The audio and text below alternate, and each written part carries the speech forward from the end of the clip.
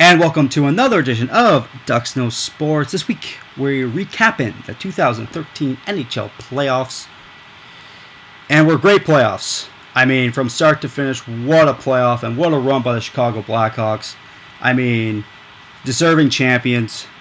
And I was really impressed by the way the playoffs. I mean, round one against Minnesota, no problem there. Round two against Detroit, mind me.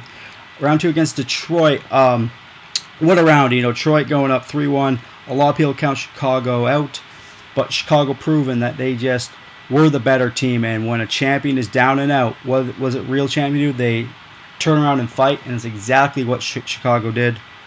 And in round three against a very good LA Kings team, I thought they were under big problems, but no problem. Jonathan Quick, not a problem for these guys.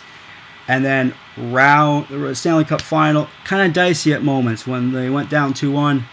Against Boston, I really thought Boston had it, but what real champions do, they turn around and fight when things get tough. And very, very impressive run by the Chicago Blackhawks. I mean, think of how many guys contribute to this team. I mean, guys like Bickle. I mean, a guy not really coming out of nowhere, but, kind of a guy who's now a household name, having a great playoffs. Patrick Kane got off to a little slow start in the playoffs, but he turned around in round three and four. Crawford, maybe not the greatest goalie in the league, but hey, Crawford is basically, with this playoff run, has found his way onto Team Canada come next year. I mean, this guy is just so impressive this year. I mean, so many other guys you can mention. Seabrook had a good playoffs. So many other good names. I mean, this team, Jonathan Toews, maybe not the greatest playoffs, but when the chips were down, he had a huge goal in Game 6 to tie the game, and just what a player. Jonathan Toews, maybe not the greatest playoffs in the world, but Jonathan Toews still knows how to get the job done in the playoffs. But on the other side, you got to give it up to the Boston Bruins, a team that looked down and out against the Leafs in Game 7, Round 1. But they come back in that game and come rolling through the next two rounds, rolling past the Rangers, sweeping the Pens, and then just come up a little short in the Stanley Cup final. But for my money, they just ran out of gas. They didn't have enough left in the tank to get it done. But hey, that happens, and Boston Bruins have nothing to be ashamed of. They played like champions all the way to Game 6 Stanley Cup Finals.